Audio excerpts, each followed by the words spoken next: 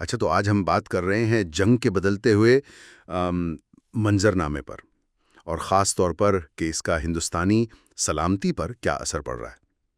ہمارے پاس جو مواد ہے وہ اس کافی پیچیدہ صورتحال کو مختلف زاویوں سے دیکھتا ہے۔ کوشش یہ سمجھنے کی ہے کہ جنگ کیسے بدل رہی ہے، اور ہندوستان کے لیے، جو ظاہر ہے چین اور پاکستان کے بیچ میں ہے، اس کے کیا معنی ہیں۔ مطلب اب صرف وہ روایتی میدان جنگ والی بات نہیں رہی نا، اب تو ٹیکنالوجی ہے، معیشت ہے، پراکسی جنگیں، یہ سب چیزیں آ گئی ہیں۔ تو آئیے ذرا دیکھتے ہیں اس میں کیا ہے۔ پہلا نقطہ جو سامنے آتا ہے وہ ہے نیا جیو پولیٹیکل منظرنامہ، اور اس میں چین کا کردار۔ ظاہر ہے دنیا کی دوسری بڑی معیشت ہے، لیکن ذرائع یہ بھی بتا رہے ہیں کہ 64 میں سے 56 اہم ٹیکنالوجیز میں وہ امریکہ سے آگے ہیں۔ جی بالکل۔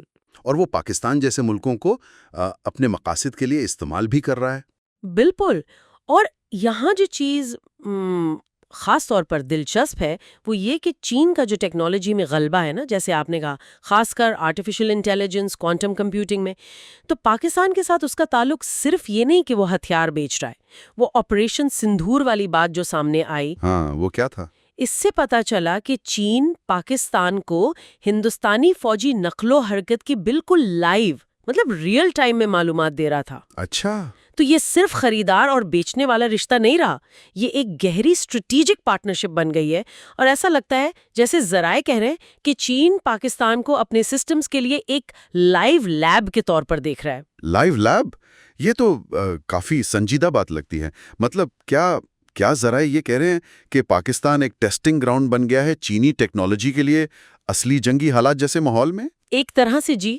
فوری اثر تو یہ ہے کہ پاکستان کی اپنی صلاحیت بڑھ جاتی ہے، ظاہر ہے ہندوستان کے لیے خطرہ بڑھتا ہے۔ صحیح۔ اور طویل مدتی اثر یہ کہ چین کو اپنی ٹیکنالوجی کو ٹیسٹ کرنے، بہتر بنانے کا موقع ملتا ہے، وہ بھی حقیقی حالات میں، تو اس سے اس کی عالمی فوجی طاقت اور مضبوط ہوتی ہے۔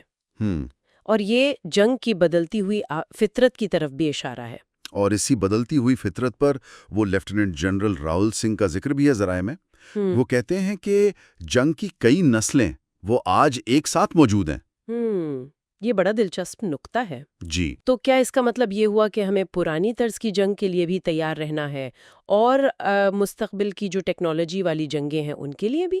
یہی تو سب سے بڑا چیلنج ہے۔ دیکھیں، ذرائع کے مطابق جو پہلی نسل کی جنگ ہے، یعنی وہ خندقوں والی افرادی قوت پر مبنی، اچھا، وہ آج بھی لائن آف کنٹرول پر چل رہی ہے۔ دوسری نسل یعنی آرٹلری، توپ خانہ، وہ بھی ہے۔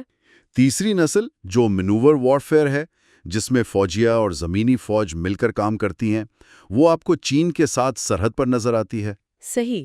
اور چوتھی نسل وہ غیر ریاستی عناصر والی ہے، ٹیکنالوجی والی، سائبر، ڈرونز، مصنوعی ذہانت، انفارمیشن وارفیئر۔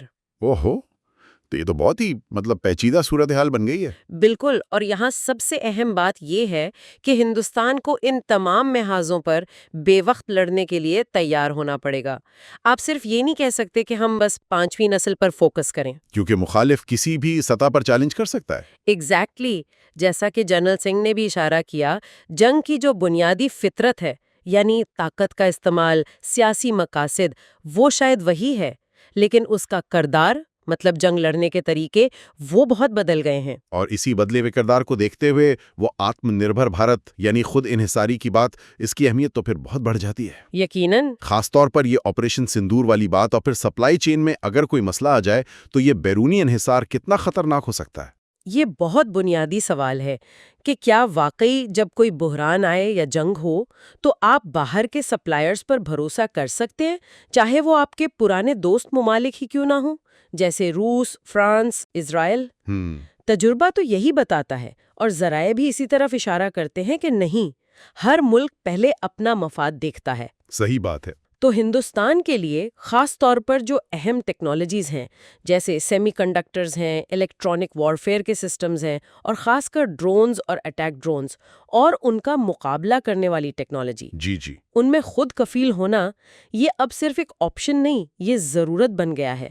فوجی طاقت اور ایک مضبوط صنعتی بنیاد، یہ ساتھ ساتھ چلتے ہیں۔ تو اس کا مطلب یہ ہوا کہ عملی طور پر ہماری جو صنعت ہے، پرائیویٹ بھی اور سرکاری بھی، انہیں R&D میں یعنی تحقیق اور ترقی میں بہت زیادہ پیسہ لگانا ہوگا، خاص طور پر اہم پرزوں اور سسٹمز کو یہیں بنانے پر۔ جی ہاں، اور فوج کو بھی صنعت کے ساتھ مل کر کام کرنا ہوگا تاکہ کوالٹی بھی ہو اور چیزیں وقت پر ملیں۔ ٹھیک۔ جیسا کہ ذرائع میں کہا گیا ہے، کنٹرول کا مرکز ہمیشہ اندرونی ہونا چاہیے۔ آپ اپنی قومی سلامتی کی ذمہ داری کسی اور پر نہیں ڈال سکتے۔ بالکل۔ اس کے لیے ایک مضبوط اپنا مقامی دفاعی ایکو سسٹم بنانا بہت ضروری ہے، جو نہ صرف ہماری ضرورتیں پوری کرے بلکہ نئی چیزیں بھی بنائے۔ تو اس ساری بات چیت کا خلاصہ یہ نکلتا ہے کہ جنگ کا میدان اب صرف زمین، سمندر، ہوا تک نہیں رہا، یہ ٹیکنالوجی، معیشت، معلومات، یہاں تک کہ لوگوں کی سوچ تک پھیل گیا ہے۔ جی۔ اور ہندوستان کو ایک کثیر الجہتی چیلنج کا سامنا ہے، جس کے لیے ہر طرف سے تیاری چاہیے، لچک چاہیے اور سب سے بڑھ کر خود انحصاری چاہیے۔ بالکل۔ دیکھیے، چین پاکستان کا جو گٹھ جوڑ ہے وہ یقیناً ایک بڑا چیلنج ہے، لیکن جیسا کچھ تجزیے بتا رہے ہیں، یہ ہندوستان کے لیے ایک موقع بھی ہو سکتا ہے۔ اچھا، کس طرح؟ یہ ایک ترغیب بن سکتا ہے اپنی دفاعی تحقیق اور ترقی کو تیز کرنے کے لیے، پرائیویٹ سیکٹر کو پوری طرح سے شامل کرنے کے لیے، اور جو نئے میدان ہیں جیسے سائبر، مصنوعی ذہانت، ان میں آگے بڑھنے کے لیے۔ صحیح۔ مستقبل میں کامیابی تو انہی قوموں کو ملے گی جو ٹیکنالوجی، خود انحصاری اور اپنی حکمت عملی، ان تینوں چیزوں کو صحیح طرح سے ملا سکے۔ اور یہاں ایک بات سوچنے کی یہ بھی ہے کہ کیا مستقبل میں صرف یہ کافی ہوگا کہ آپ کے پاس کتنے ہتھیار ہیں یا وہ کتنے اچھے ہیں، یا پھر اصل چیز یہ ہوگی کہ آپ ان ٹیکنالوجیز کو کیسے استعمال کرتے ہیں، معلومات کو کیسے پروسیس کرتے ہیں، اور کتنی تیزی سے بدلتے ہوئے حالات کے مطابق خود کو ڈھالتے ہیں۔ یہ شاید زیادہ فیصلہ کن ثابت ہو۔